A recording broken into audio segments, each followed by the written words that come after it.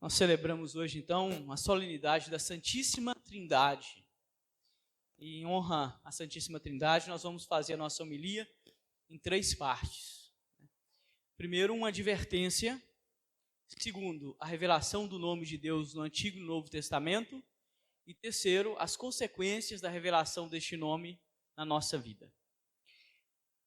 Eu quero começar o primeiro ponto, vai ser uma advertência, mas contando uma história que talvez vocês já ouviram por aí, espécie de anedota ou anedota, como vocês quiserem, que vai dar para a gente o tom ou a tonalidade dessa advertência. Vocês sabem, quem já passou pela catequese clássica, que a pergunta quem é Deus é uma das perguntas que estavam, quem é Deus e quantos Deus há, né? É uma das perguntas que estavam lá na catequese, naquela catequese que era decorada, né? O discurso sobre Deus, assim, vinha muito prontinho, né, para nós. E dizem que um garotinho estava se preparando para a primeira comunhão, e aí ele foi se confessar com o padre, estava lá a turminha para confessar, e aí entrou de repente o garotinho, fez a confissão, contou os pecados, garotinho de 10 anos, né? Quase não tem pecado, mas tem já alguma coisa para contar. E aí o padre falou: nossa, bacana, ó, parabéns, boa confissão. Só vou te fazer uma pergunta que está aqui, né, no protocolo, para ver se você passou bem pela catequese. Quantos Deus há? Aí ele ficou pensando assim, lembrou que a catequista tinha falado da Trindade. Trindade, 3. 3. O padre, não. Aí ele pensou: 4. Não. Lembrou dos 7 sacramentos. 7? Não. Agora não vou errar, não. Os 10 mandamentos deve ser 10, né? 10. Padre, sabe nada. Pode voltar. Fazer a catequese de novo. E aí ele estava saindo triste. Encontrou com outro coleguinha que estava lá na fila. Coleguinha todo empolgado. E aí, como é que foi o padre lá? Ah, que padre Sebastião é chato demais. Falou que estava indo bem, mas depois ele perguntou quantos Deus há. Eu dei uma resposta e ele não aceitou. Mas o que você respondeu? Eu falei que tinha 10. Você é burro demais, você falou que tinha 10? Aí o outro, falei que tinha 10. Já que você sabe, então quantos Deus há? Aí ele responde, é 1. Aí o menino respondeu, vai com essa mixaria de Deus que você vai ver o que vai acontecer com você. É mais ou menos isso que acontece. Advertência, não é 3 pontos? Advertência. É mais ou menos isso que acontece quando a igreja e nós que somos igreja, falamos de Deus e não falamos com Deus. As preposições existem porque elas ditam a tonalidade e o sentido das nossas frases. É isso que acontece quando a igreja fala de Deus e não leva as pessoas a falar com Deus. A nossa proposta não é falar de Deus. A nossa proposta é falar com Deus. Tem muita gente falando de Deus e pouca gente falando com Deus. Tem canalhas falando de Deus. Qualquer um pode falar de Deus ou sobre Deus, até um ateu pela via negativa. A proposta da fé é falar com Deus. E você somente pode falar de Deus se antes tiver falado com Deus. E a advertência, também se faz em pergunta, é se vocês têm falado mais de Deus ou se vocês têm falado com Deus. Prestem atenção na nossa linguagem, como que nós nos traímos nas nossas orações e quando nós nos referimos a Deus, né? Há 2 domingos atrás nós fizemos aquela dinâmica que eu falava com vocês assim: o Senhor esteja convosco, mas a gente age como se Ele não estivesse. E a gente fala dele numa terceira pessoa. A fé cristã é a proposta de um encontro entre um eu e um tu. O discurso cristão, por excelência, é o discurso entre um eu e um tu, e não entre um eu e um ele. Não é um discurso em terceira pessoa. E se ocorrer ou acontecer o discurso em terceira pessoa, ele precisa estar fundamentado na relação eu-tu. Isso é dizer, somente depois de falar com Deus, você pode ousar falar de Deus. Senão, tudo se torna uma verborreia. E é por causa disso que nós temos como frutos amargos o ateísmo contemporâneo. Porque nós temos falado demais de Deus, mas nós nos esquecemos de falar com Deus. E cuidado, porque até a Santa Missa pode se tornar um discurso de alguém que fala de Deus e não com Deus. De repente nós estamos aqui e estamos distraídos, pensando em outras coisas, enquanto alguém fala de Deus para a gente. Né? Se aproximar do mistério da Trindade é se propor a retomar o objetivo da fé cristã, que não é, em primeiro lugar, falar de Deus, mas falar com Deus. E para isso a gente precisa voltar às raízes bíblicas e descobrir como que este nome de Deus nos é revelado a partir do Antigo e do Novo Testamento. Então, o segundo tópico da nossa reflexão é como que a gente se aproxima do mistério de Deus e da Trindade a partir da revelação deste nome que nos é dado. O nome de Deus, no Antigo e no Novo Testamento, ele nos é dado como uma promessa. O nome de Deus está conectado a uma promessa. E essa promessa, ela se desdobra em pelo menos 3 pontos, e vamos ver como isso acontece. Lá em Êxodo, quando Moisés está apacentando o rebanho do seu sogro Jetro, ele encontra com um arbusto que está em chamas, e ele fica incomodado com aquilo, e se aproxima, porque é uma árvore que está pegando fogo, e ele não sabe por quê. E antes de se aproximar, ele escuta uma voz, e essa voz diz para ele assim: tira as sandálias dos seus pés, porque esta terra que você está pisando é uma terra santa. E é neste contexto que o nome de Deus é dado, no contexto de reverência. E para a gente poder se aproximar deste nome, dessa experiência, a primeira coisa que a gente precisa resgatar em nós é a reverência. E nós perdemos esta referência da reverência, inclusive dos lugares sagrados.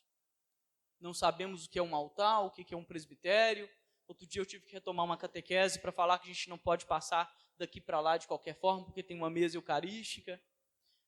Nós perdemos as referências e as reverências em relação a muitas coisas. Ao papel que tem o nosso pai, a nossa mãe, o padre, a polícia, e também daquilo que é o sagrado. Né? Em relação a Deus, retomar a reverência. Não é qualquer nome. Por isso eu não me aproximo dele, como eu me aproximo ou não pronuncio, né, o nome de Deus, como eu pronuncio o nome de José, de Maria, de Antônio, de Carlos. Porque não é qualquer nome. Tira as sandálias, porque essa terra é uma terra santa. Por isso a gente não fala de qualquer forma. E por isso eu admiro muito, eu também faço isso, ainda que quando eu estou dirigindo eu falo e rezo, em algum momento na minha vida eu escolho um lugarzinho para fazer a minha oração, no meu quarto. Porque o Senhor merece, né, que eu esteja ali, diante dEle. Como eu tiro o tempo para tomar suco de cevada com meus amigos, tirar tempo para falar com Deus. Como eu tiro tempo para a faculdade, tirar tempo para falar com Deus. Reverência. E Moisés escuta aquilo e se aproxima. E aí ele está querendo saber qual que é o nome de Deus. E ele pergunta, e quem é o Senhor? E Deus vai dar um nome. E o nome de Deus conectado à promessa. Ele vai dizer assim: eu sou o Deus de Abraão, de Isaac e de Jacó. Que não é um nome, é uma referência. Eu sou o Deus dos seus pais, é o Deus da promessa. O mesmo Deus que prometeu a Abraão, Isaac e Jacó a terra, sou eu. Mas Moisés ainda não fica satisfeito. Avançando um pouquinho mais no diálogo, Moisés fala, tá bom, mas quando eu for ao Egito, diante do faraó, ele vai me perguntar quem é o meu Deus, esse Deus que pediu que eu tirasse o povo. E eu vou falar o quê? É Marduk, é Baal? Quem é o Senhor? E aí Deus dá o terceiro nome, que continua sendo uma promessa.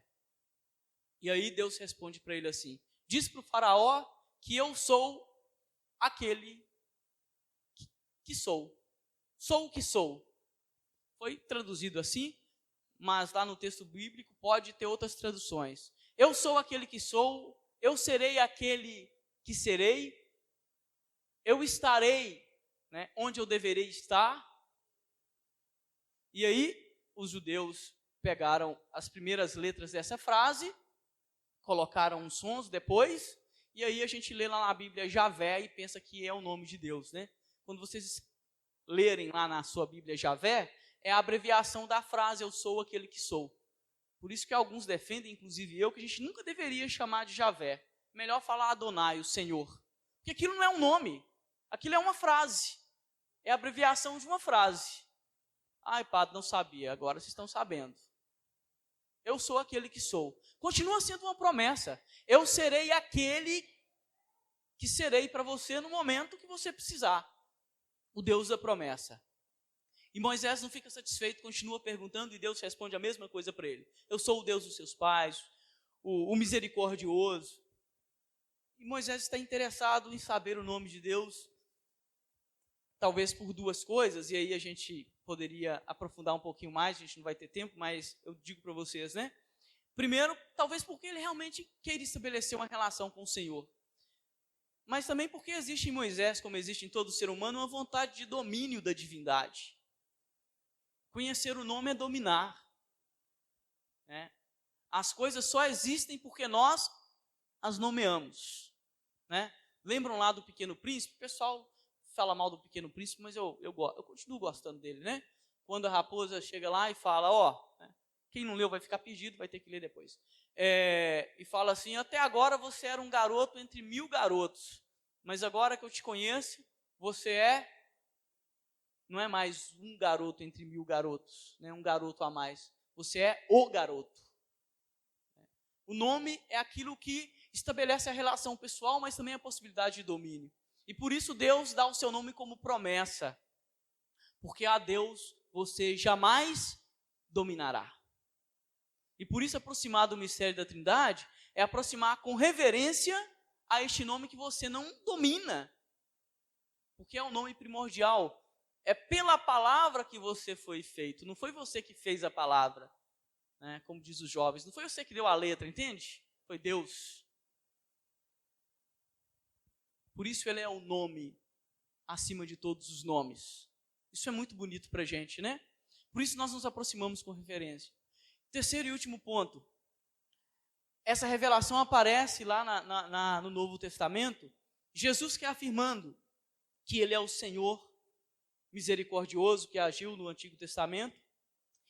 E acrescenta ainda mais nessa revelação do nome de Deus, mais do que uma função, eu diria aquilo que configura, né, o dado mais importante da nossa fé. A revelação de Deus como Pai. Vai falar para Filipe, né? Quem me viu, viu o Pai. E vai resumir tudo isso que nós falamos agora nessa concepção que a carta de São João coloca para a gente, né? Todos esses nomes e todas essas narrativas podem ser resumidas nessa frase, né?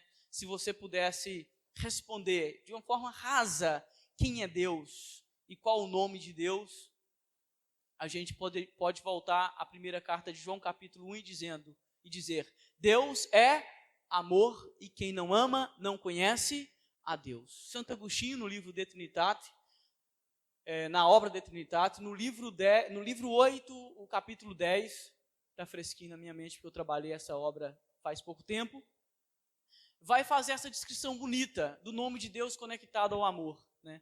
O Pai é o amante que ama o Espírito, né? É o amor, que ama o Filho, né? Que é o amado. E aí ele traz essa imagem tão bonita do amor, do amante e do amado, para a gente pensar um pouquinho esse nome de Deus conectado à Trindade. Como não tem possibilidade de existir o amante sem o amado e sem o amor, assim a gente não consegue separar aquilo que são as pessoas divinas, as quais hoje nós veneramos. Né? E Deus é amor por isso, porque nele existe a possibilidade de que nós sejamos amados e amáveis. Deu para entender? Deus é amor porque ele é a única possibilidade de que nós sejamos amados e amáveis. E aí amáveis significa amantes, né? Aquele que ama. Né? E se a gente pudesse falar grotescamente de uma essência de Deus, não poderia ser muito longe disso. Tá, padre, falta a última parte. O que isso tem a ver comigo? Vamos ficar em pé e a gente termina dizendo o que isso tem a ver com vocês. Porque este nome nós pronunciamos todos os dias, e às vezes o pronunciamos em vão. Levantem a mão direita. Como que isso aparece na nossa fé cristã, ao celebrarmos a Trindade? Façam comigo o sinal da cruz, parte por parte. Quando nós colocamos a mão na testa e falamos em nome do Pai. Por que em nome do Pai? Por que vocês chamam Deus de Pai? Tem que pensar, né? Nós só podemos chamar Deus de Pai se nós nos sentirmos como filhos. Então, meu irmãozinho e minha irmãzinha, se você não se sente filho e não age como filho, não chame Deus de Pai. Porque a Trindade Santa não tem impacto nenhum na sua vida. Nós só podemos falar que Deus é Pai se nós agimos e nos sentimos filhos. Senão você está chamando o nome de Deus em vão. Aí depois a gente fala assim, em nome do Filho. Nós só podemos falar que Deus é Filho porque Jesus se revelou como nosso irmão e disse que nós, como filhos adotivos, somos irmãos. Então, meus queridos, se vocês não agem como irmãos, não chame Deus de filho. Se você não age como irmão, não chame Deus de filho. Porque a revelação do nome de Deus como filho nos revela que nós temos um único Pai e por isso nós somos todos irmãos. E por último nós falamos em nome do Espírito Santo. Se você realmente não está disposto a viver a santidade, se o seu corpo é a habitação de tudo menos do Espírito Santo, não chame Deus de Espírito Santo. É assim que a Trindade se encarna em nós, como se encarnou no seio da Virgem Maria. E o Verbo se fez carne. Louvado seja o nosso Senhor Jesus Cristo.